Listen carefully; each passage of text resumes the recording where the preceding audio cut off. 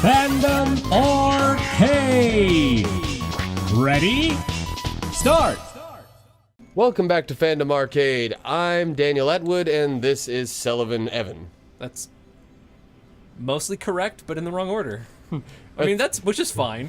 The words you used were correct, but completely scrambled. You gave a jumbled Rubik's Cube answer. You did. But I am using the teleporter. Thank you, Sun Wukong. Backseat gaming is totally fine in this particular situation. I'm so excited to play Silent Hill 1. Oh, fuck this shit up. Yeah? Yeah, you are. You are excited for Silent Hill. I am terrified. So I'm fairly certain this episode will be going up much later. Mm-hmm. But for those of you who are watching us live on our Twitch feed, you get the 411 before everyone. That almost rhymes, but like not enough. The 411 before people. Yeah, before people. We are actually about to start playing some more spookified games. Because it is October. Because it is October, and we wanted to put out some spooky scaries, the last couple weeks of October. So I think that would be nice and seasonally appropriate. So we each chose a game. Yep. Oh, did you finally settle on yours? Oh, yeah. Okay. So I wanted to play Limbo. I've wanted to play it for a long time. And this seems like an excellent opportunity to do so with Dan present so that I probably won't scream as much about how terrified I am. I had two games that I wanted to play, but honestly, these I think are things that I'm going to want to play by myself, just kind of like for my own experience. Yeah. And those are going to be Alien Isolation and The Vanishing of Ethan Carter. I think that's going to just be my own time. Okay. But for you and everyone here on Twitch, I chose Silent Hill 1 for PS1.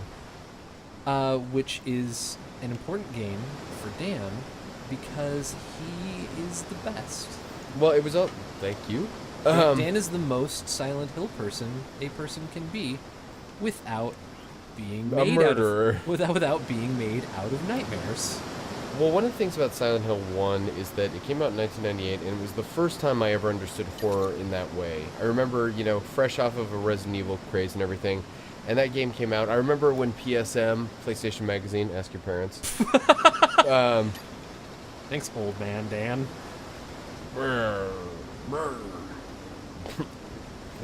the games. Play your station. Play your station games. Oh, no, come on. Come on, wiggle time. Be less wiggles. There we go. Ooh, a dried up spring leaf. So PlayStation Magazine put out an article on Silent Hill. I was really looking forward to it.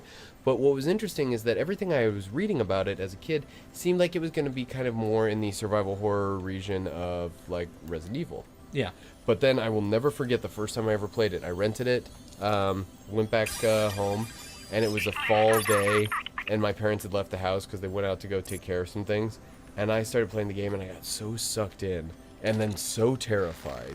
I didn't realize the sun was going down. I felt so out of sorts.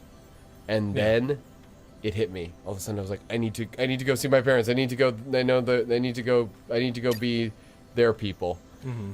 I opened the door to my room, walked around the house, and they were gone. And I was all alone. Oh no. Oh no. Dan. That's terrifying. Oh, it was I had a lot of those experiences too. Yeah. Because I think for the most part when... Whoa. That's a cool leaf. Oh. It's gone now. I screwed up. Dan, I screwed up really bad. Altitude loss detected. Uh-huh. Kid, you done fucked up. I really did. I didn't realize how that leaf thing worked, and so I screwed up big time. And I just exploded. You're doing very well, bud. Well done. Thanks. You exploded. Oh my Thanks, god, we've never Robot died Mom. before. Yeah, it's first death. But that's okay. You exploded like a crash test dummy. I did. Ask your parents. Dan, not everything is hard to understand. A lot of things are. But no, when we were growing up... when we were growing up, when we were youths, ask your parents. When we were youths, ask your parents. They were alive then. There were a lot of instances where, like, I'd be over at your house and, you know, you'd be playing Silent Hill. Because those were the games I actually did enjoy watching. Just, I can't play them. Uh-huh. Because of my delicate constitution. Well, one of the things to be clear about is that I don't have some iron constitution. It's not like I'm sitting there going, it's like, I eat this shit up. It terrifies me. Yeah, but you find some element of that thrilling. Well, the thing is, and so you and I have talked about this before, I'm not a big horror fan, Yeah. but I am a suspense fanatic. Absolutely. Which is why I do like horror games that cultivate more suspense than horror. Mm-hmm. Now, don't get me wrong, Silent Hill has shown us some terrifying things. Yeah. But the suspense it cultivates is absolutely amazing. Agreed. Like I said, that was the first time I had ever played a game that was really leaving me in a state of suspended terror. The only other time that I remember feeling isolated and alone like that was playing the first Metroid. Yeah, actually I do, now that you mention it, I do see a lot of similarities between the overall feeling of isolation. Mm-hmm. That's interesting. I never really associated those two. Cool Anyway, to think about, isn't it? absolutely. I digress. Back to the story. I keep forgetting to say about it. playing games at my house. Playing games at your house. Oh, no. Oh, Stop jumping. Dan, that's the only way to get through this game. I'm not even joking. Okay. There were a lot of instances where I would be over at your house and we'd play, like, you know, super late, and then I'd go home. Oh, yeah. And going home from your place was a back road, woodsy, fog, terrifying adventure after playing Silent Hill. Or watching you play Silent Hill.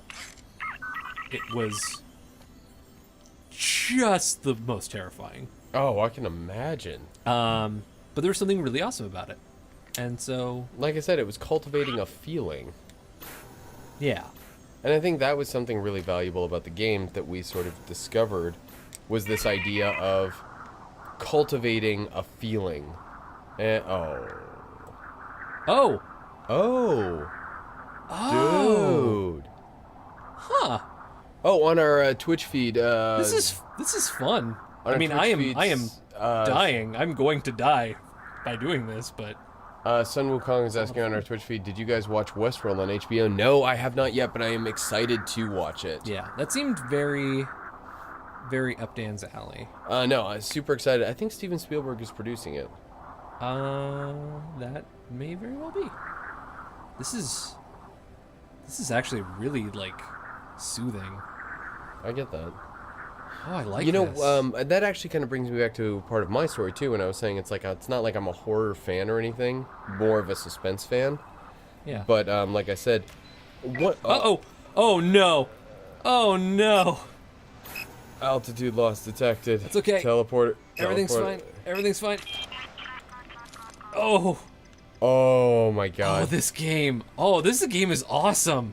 That actually, like, that was actually Tense. extremely thrilling and tense. But Wow. so where I was going with that is something I don't get is people I know who are like fans, who are like slasher fans. Oh, yeah.